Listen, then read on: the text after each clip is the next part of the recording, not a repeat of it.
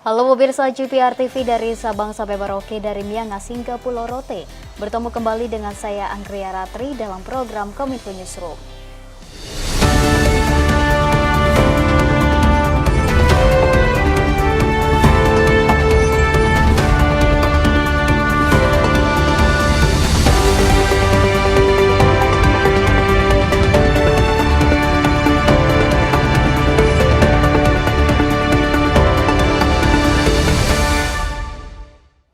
Kita ke informasi yang pertama pemirsa, pemerintah melalui Kementerian Komunikasi dan Informatika menggandeng Jepang untuk mengembangkan jaringan 5G di Indonesia. Menkominfo Budi Aris Setiadi menyampaikan Jepang akan mendukung pengembangan 5G Open RAN di Indonesia.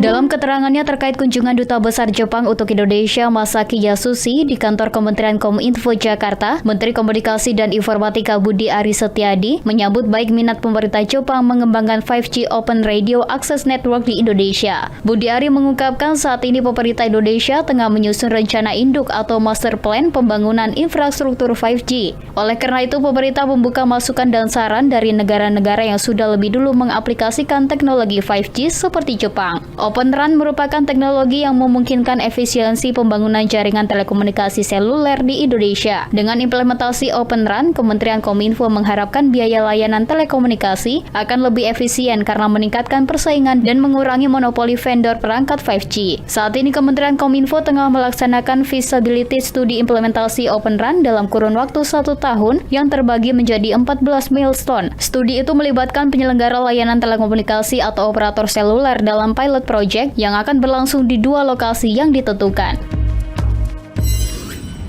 Menteri Komunikasi dan Informatika Budi Aris Setiadi akan mempertimbangkan rekomendasi pemblokiran game daring Free Fire. Pertimbangan pemblokiran tersebut karena game Free Fire dinilai berdampak negatif terhadap anak.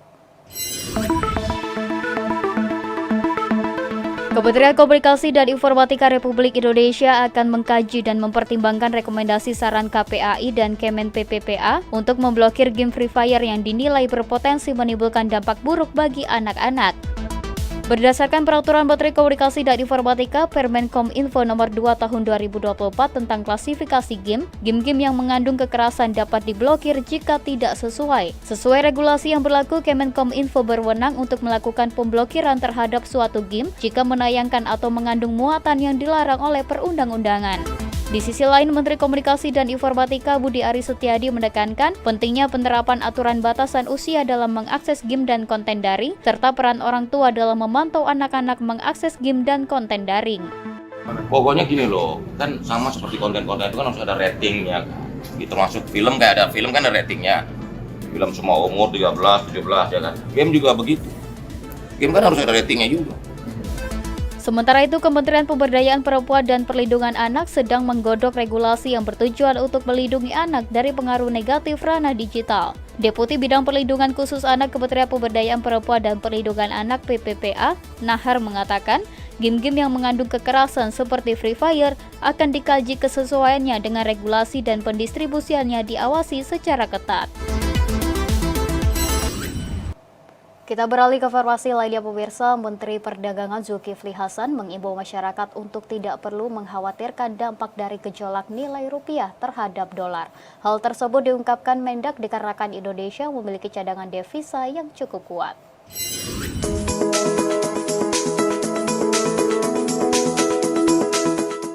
Usai menghadiri Halal Bihalal 2024 di kantor Kementerian Perdagangan Jakarta Pusat, Menteri Perdagangan Zulkifli Hasan menjawab keresahan masyarakat dari pelemahan rupiah terhadap dolar yang menyentuh angka 16.000 lebih.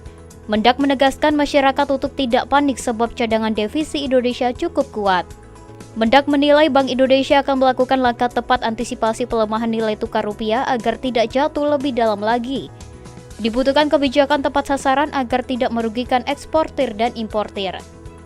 Data Bank Indonesia mencatat posisi cadangan devisa Indonesia di akhir Maret 2024 nilainya sebesar 140,4 miliar dolar. Nilai tersebut setara dengan pembiayaan 6,4 bulan impor atau 6,2 bulan impor dan pembayaran utang luar negeri pemerintah serta berada di atas standar kecukupan internasional sekitar 3 bulan impor. Kita percaya kebijakan nanti akan dikeluarkan oleh BI ya dan kita kan kuat ya, cadangan devisa kita kan kuat, jadi tidak perlu terlalu khawatir. Kita percayakan kepada yang punya otoritas untuk mengatasi perubahan kenaikan nilai tukar itu. Tetapi Menteri Keuangan, Gubernur BI sudah menyampaikan ya, kita tidak perlu khawatir.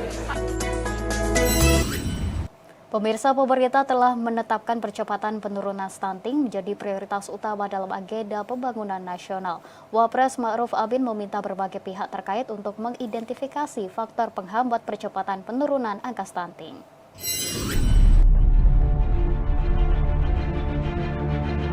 Wakil Presiden Ma'ruf Amin menekankan pemerintah telah menetapkan percepatan penurunan stunting sebagai prioritas utama dalam agenda pembangunan nasional. Wapres menilai pengidentifikasian faktor penghambat percepatan penurunan stunting menjadi sangat penting sebab stunting dapat mempengaruhi daya saing bangsa yang bertumpu pada mutu sumber daya manusianya. Untuk itu, pencegahan stunting harus dimulai sejak dini pada tingkat keluarga, yakni dengan memastikan pemenuhan gizi dan ASI eksklusif bagi bayi usia 0 hingga 6 bulan, akses sanitasi dan air minum yang aman, perilaku hidup bersih dan sehat, serta pengasuhan yang layak. Selain itu, keluarga juga harus proaktif seperti pemeriksaan rutin ibu hamil, pemberian imunisasi, dan pemantauan tumbuh kembang anak di fasilitas kesehatan. Oleh karena itu, keterjangkauan masyarakat terhadap pelayanan kesehatan harus menjadi fokus kerja pemerintah saat ini. Untuk itu, pemerintah pusat dan daerah harus terus bersinergi untuk memastikan ketersediaan layanan kesehatan bagi keluarga-keluarga di Indonesia dengan kualitas yang semakin baik. Badan Narkotika Nasional memusnahkan barang bukti hasil tindak pidana narkotika hasil ungkap kasus melalui jasa pengiriman. Adapun barang bukti yang dimusnahkan memiliki total berat sejumlah 9,4 kg. Badan Narkotika Nasional Republik Indonesia pada Kamis 25 April 2024 memusnahkan barang bukti hasil tindak pidana narkotika di lapangan parkir BNN RI. Barang bukti tersebut merupakan hasil pengungkapan kasus dengan menggunakan jasa pengiriman. Adapun barang bukti yang dimusnahkan memiliki total berat sebesar 9,4 ribu gram. Dengan rincian 6.344 gram sabu, 1.898 gram ganja, dan 1.250,49 gram ekstasi. Pemusnahan oleh BNN RI merupakan hasil ungkap kasus melalui jasa pengiriman di Jakarta, Bogor, dan juga jaringan Medan Jakarta dari dalam sel dengan jumlah 7 orang tersangka. Sementara itu, sesuai dengan Undang-Undang Nomor 35 Tahun 2009, Pasal 90 Ayat 1, sebagian kecil barang bukti narkotika tersebut akan disisihkan guna kepentingan uji laboratorium dan pembuktian perkara di persidangan, yakni sebanyak 17 gram sabu, 5 gram ganja, dan 20 gram ekstasi. Dengan dilakukannya pemusnahan barang bukti narkotika ini, BNN RI berhasil menyelamatkan kurang lebih 18.553 jiwa orang dari potensi penyalahgunaan narkotika di tanah air.